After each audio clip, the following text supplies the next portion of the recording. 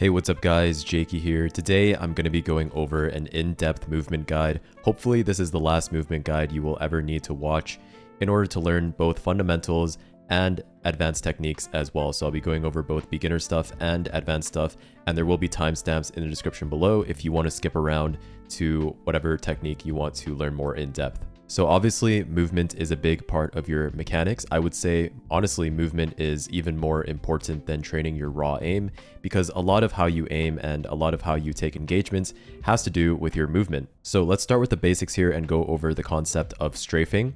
Strafing, quite simply put, is just when you move your character left and right. So if I'm strafing to the left, then I'm holding A. This is a left strafe.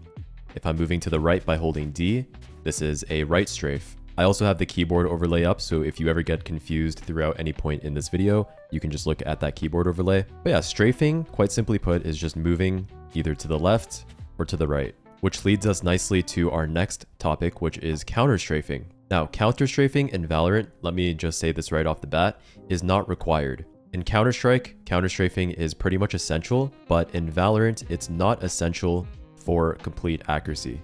Reason being is because in Valorant, there's no momentum to your character. So if I'm moving to the left and I let go of my movement key, my character will immediately stop without any carried momentum. And so immediately after letting go of my key in Valorant, I can shoot and be completely accurate.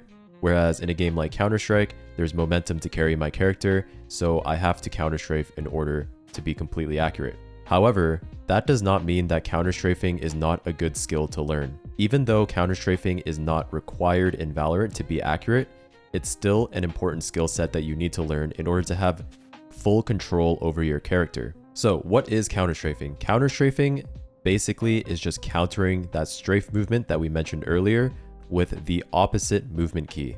And so if I'm moving to the left with my A key, a counter strafe is just doing the opposite, where I move to the right. And so a proper counter strafe is where you're moving one direction, let's say I'm moving to the right, and then you want to let go of that movement key and tap your A key. So you want to tap the opposite direction of which you're moving. A counter strafe is quite simply just you're moving one direction, you let go, and then tap the opposite key. So just like that. I'm moving left, and then I let go, and I hit my right key. So the reason why I counter-strafe in Valorant, even though it's not required, is because it helps me time my bursts. So it lets me know when I'm ready to shoot another burst. So in Valorant, when you're taking engagements, you want to be bursting enemies like this. Counter-strafing basically lets me control my timing on these bursts, and it helps me understand when my recoil is reset and ready to shoot again. And that leads me on to the next subject, which is shooting in between your strafes. When you're taking gunfights, you always want to be moving in between shots. So instead of committing to a duel and then not moving whatsoever and just standing here and spraying your gun, what you want to do, especially in Valorant, is be moving in between shots. So I would burst like this, and then I would strafe either to the left or to the right, and I would take another shot. So you want to be in constant movement when you're dueling somebody in Valorant, because it makes you a harder target to hit. This clip right here is a great example that I love to use when I'm teaching people about movement and why it's so important.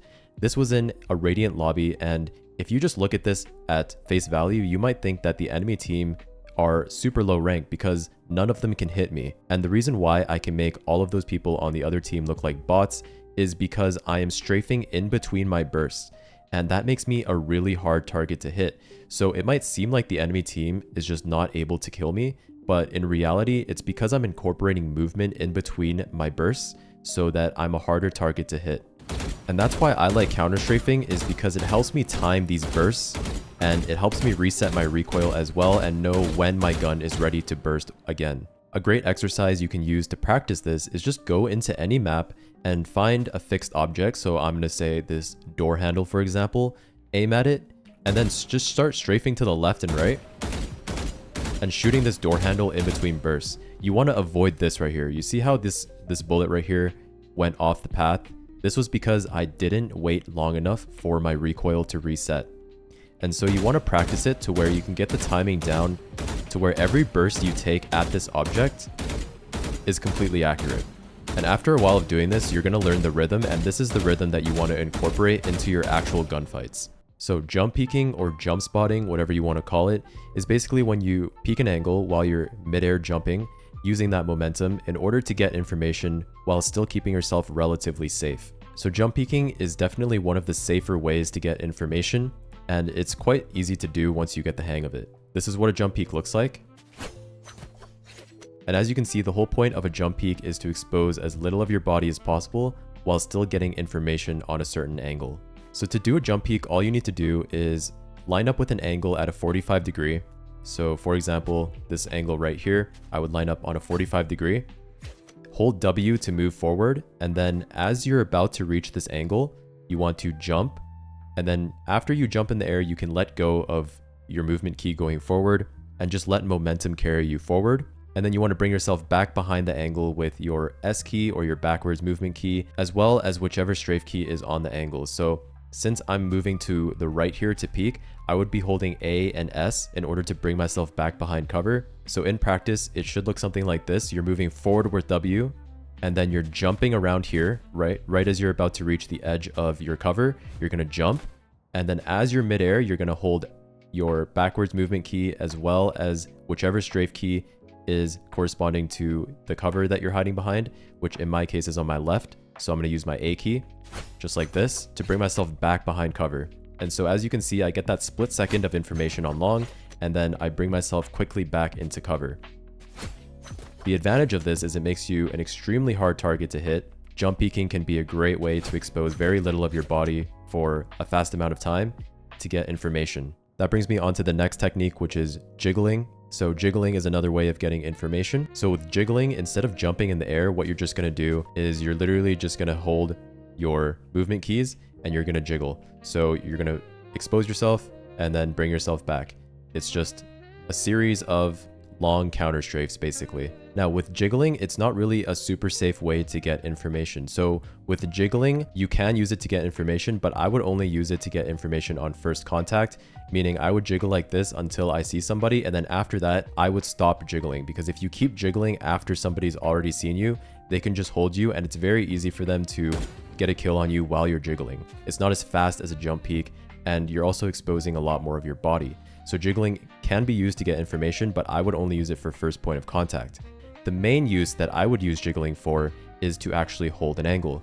So when holding an angle, like for example, let's say you're holding this, you actually don't want to stand still. What you want to do is jiggle like this and make sure that you're always constantly moving. The reason why you want to do this is because when somebody swings into you, they have peeker's advantage. And it also just makes you a harder target to hit. If somebody's peeking into you and they have their crosshair pre-aimed at a certain spot, you jiggling can cause them to miss their first bullet, and therefore you can have a better chance of winning this duel. So that's really the main use case of jiggling, not really so much for getting information, but for actually just holding angles to make yourself a harder target to hit. Next, let's talk about silent jumping. So I see a lot of people in lower ranks, when they want to spot long at behind plat, what they'll do is they'll just jump up and down like this, right?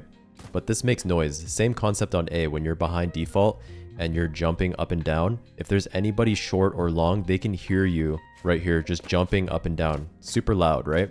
There's actually a way to silently jump in order to get information, and it's super easy. All you need to do is hold crouch, jump in the air, and then as you're midair, you want to let go of your crouch key.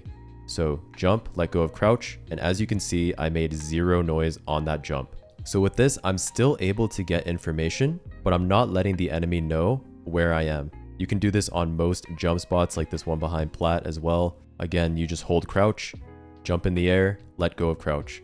So super quick, super easy. This is how you do a silent jump. Crouch, jump, let go of crouch. All right, guys, next let's talk about the two-step peek. One thing that a lot of people do wrong is that they don't give themselves enough momentum on swings. So if I want to peek mid here, instead of getting super close to this angle and then just inching out like this with no movement whatsoever, this is an extremely easy way to get yourself killed. And the reason is because you're not moving your full speed when you're peeking this angle, and so you're going to move a lot slower on the enemy screens. What you want to do is give yourself enough room to do a full two-step peek, as they call it, because you're actually giving yourself 2 full steps before you swing out into the angle. And that makes sure that your character is swinging with the highest amount of momentum and speed. And so if I'm doing a full 2-step peek, I have a lot more speed coming out of this swing. This makes me a lot harder of a target to hit and just increases my chances of winning a duel whenever I swing an angle. So again, when you're swinging an angle, make sure you're far enough back from the actual angle itself to where you're getting enough movement for your character to do a full speed swing. Next, let's talk about crouching. There's a lot of people that demonize crouching, and they say that crouching, you should just unbind your crouch key because crouching in a fight is never good. But there's definitely situations where crouching is good. Don't think of crouching as the enemy, because there's definitely moments in fights where crouching is good and will actually help you win the fight. So when is crouching actually bad? Crouching is bad when you are committing to an unknown fight and you're not sure if there's going to be more people. So for example, I'm swinging into this long angle, right? If I'm swinging into this long angle and I see a guy right here, I don't want to go instantly crouch spray him. The reason why is because once you crouch, you are committing yourself fully to that fight. And so let's say I crouch down and I kill this guy and his teammate swings out behind him. I pretty much have nothing I can do here. Like, unless I hit a nice little miracle flick onto him or a little spray transfer or whatever, right? But once you crouch down, you're pretty much planting yourself in this one spot. You don't really have any movement that you can do. Like I mentioned earlier, right? You want to be strafing in between your bursts.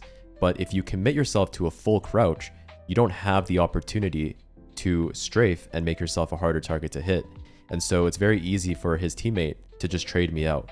So in a situation like this, I want to swing and not crouch and go for my burst fighting, right? Because then I have the opportunity to kill this guy, and then if somebody else swings, I can then reposition with a strafe and shoot at him as well. Makes me an extremely hard target to hit. So yeah, it's a little bit hard to explain because I just go off pure instinct when I play. Whether I crouch or I don't crouch is just purely based off of instinct for me. But once you play enough, you will get the hang of it and you will understand when to crouch and when not to crouch.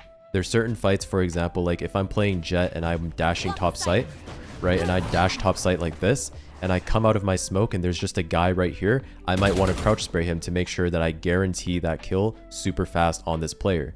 So yeah, when it comes to crouching, most of the time you do want to avoid it and instead stick to this straight burst style, but there definitely are situations where crouching can be beneficial. So the main point that I'm trying to make here is don't demonize crouching and think that it's absolutely horrible to do, because at the end of the day, it's very situational. All right, guys, my next point here for movement is to make sure you're actually understanding the map. So when you understand how a map is laid out, it makes your movement a lot more fluid. For example, I don't know if you've ever noticed, but if you take a break from the game and you come back, and let's say you're playing this map right here, right? Let's say you're playing some Haven. You might find that you're actually bumping into stuff a lot. For example, if you want to back up right here into this corner, you might find that you're actually like bumping into the platform maybe, or like, let's say you want to go back sight, you're not really sure where this platform ends if you haven't played in a bit. And that's basically just due to spatial awareness. So you want to make sure you have very high spatial awareness of the map, and this just comes with playing the game a lot. But if you do need help with spatial awareness, what you can do is actually just go into a custom game and literally move around the map. So move around the map as if you are actually playing the round out and seeing if you can back up into these corners, knowing when. So like, see if you can actually, without looking behind you, let's say you're staring at spawn, knowing when this platform is going to end and when you can actually start backing up into this corner. Just being very spatially aware and knowing how the map is laid out can help you a lot with your movement. All right, guys, for my final point here, I just want to talk really quickly about how you should be peeking angles. So with a lot of lower elo players, when they peek an angle, what they'll do is they'll actually hold two keys at once. For example, like if they want to peek this long angle, they might hold W and A at the exact same time. And you want to avoid doing that. The reason you want to avoid doing that is because if you're holding two keys at once to peek an angle, that means you have two keys that you need to let go of in order to be completely accurate, right? And so that just increases your chances of error, and it increases the chances that you're not going to time your shot well enough to when you're completely stopped moving. And it just gives your brain an extra movement key to think about. Whereas if I'm only peeking this angle with my A key, I only have one direction to worry about. So if I'm peeking this angle, I only have to worry about stopping my left movement. Whereas if I'm peeking this angle and I'm holding W and A, I have to worry about letting go of both keys at the same time. So that just increases the amount of time before I can shoot, which is why whenever you're peeking an angle where you think there might be a player, make sure you're only doing it with one movement key. So you're only using your left or right strafe, and then you're either counter-strafing or you're just letting go of your movement key, depending on what you're more comfortable with. Same concept for if you're clearing angles. Let's say I'm moving up C and I want to clear this corner, instead of holding W and A or W and S like this to clear this angle, I'm going to peek it with only one movement key, just like this, right? I'm pre-aiming the angle and using only my right and left strafe keys, I'm clearing this angle. You can introduce crouch peeks as well, like you can crouch. I don't care if you crouch, right? The main thing is to only be going one direction when you're peeking angles. That's either going to be left or right. And that's pretty much it, guys. That was my movement guide. I hope this video helped some of you out. And if it did, make sure you leave a like, comment, and subscribe. And I will see you in the next video. Peace.